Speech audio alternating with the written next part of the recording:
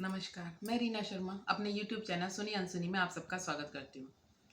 दोस्तों, कई बार कुछ चीज़ें हमारे सामने आती हैं और हम अपने हिसाब से आधी अधूरी सुन के या देख के उसका निर्णय कर लेते हैं और कई बार गौरवान्वित हो जाते हैं, कई बार दुखी हो जाते हैं, कई बार सुखी हो जाते हैं। लेकिन उस बात का पूरा मतलब बाद में हमें पता चलता है। इसी के ऊपर मैं आपको एक प्रसंग बताती हूँ। एक बार जो देवर्षि नारद हैं, वो हरि के धाम पहुँचे और वहाँ पर बाहर हनुमान जी बैठे हुए थे। उन्होंने हनुमान जी से पूछा कि हरि क्या कर रहे हैं।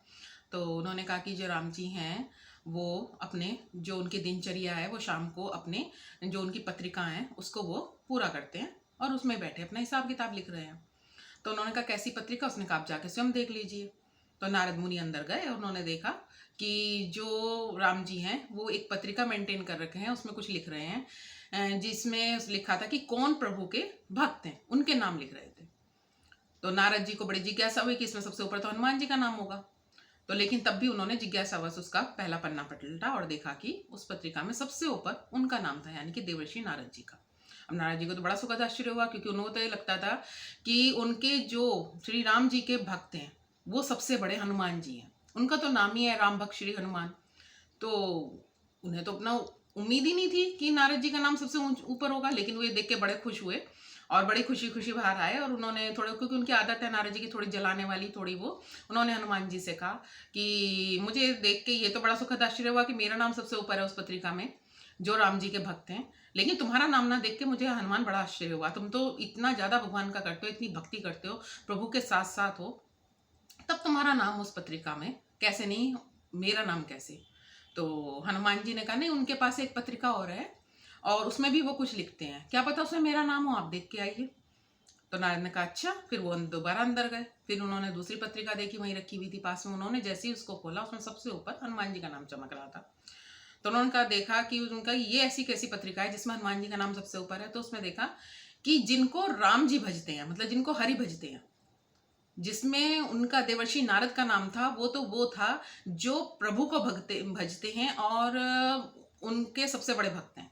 लेकिन जो ये पत्रिका थी जिसमें हनुमान जी का नाम सबसे ऊपर है, वो पत्रिका थी जिसे भगवान जी भजते हैं, मतलब भगवान जिनके भक्त हैं। ये देख के नारद का जितना भी गुमान चढ़ा था वो सब उनका उतर गया और उन्हें बड़ा वो हुआ कि मतलब हनुमान, मैं तो इस बात में खुश हो गया कि मैं सबसे बड़ा भक्त हूँ, लेकिन भगवान मैं जिसका भक्त हूँ वो हनुमान जी के भक्त हैं, तो हनुमान जी कहाँ पर है। तो वो ये कि आधी अधूरी बात सुन के कई बार हम गर्व में आ जाते हैं, या ये लगता है कि हाँ, बड़े खुश हो जाते हैं, सुखी दुखी हो जाते हैं। कई बार ना सुख का कारण होता है ना दुख का कारण होता है।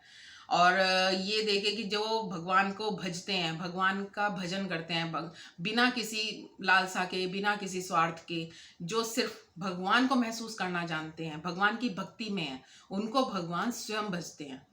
उन्हें कुछ कहने की जरूरत ही नहीं पड़ती, वो स्वयं भगवान की निगाह में चढ़ जाते हैं। यही इस कथा का सार है। तो दोस्तों, कई बार ऐसा भी होता है कि जैसे एक, इसी में आपको एक प्रसंग और सुनाती हूँ छोटा सा, कि जो हनुमान, ये राम जी थे जब ऋष्यमूलक पर्वत पे पहुंचे थे सुग्रीव जी से मिलने, और हनुमान जी उनसे उनका भिक्षु का भेष बनाकर उनका राज जानने आए थे कि ये दोनों कौन है, कहीं सुग्रीव पे आक्रमण करने तो नहीं आए। तो जब हनुमान जी उनके पास पहुंचे तो उन्होंने पूछा आप दोनों कौन है।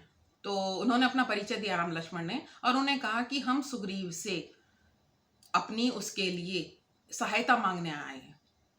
मतलब आप ये देखिए कि जिन राम जी ने एक एक राक्षस का सफाया कर दिया था पूरे वन से, और उनका जन्म ही इसलिए हुआ था, वो इतने अपने आप को लीला कर रहे हैं या अपने आप को असहाय दिखा रहे हैं सीता के जाने के बाद, कि मुझे सुग्रीव की सहायता चाहिए सीता को खोजने के लिए, मैं उनकी शरण में आया हूँ।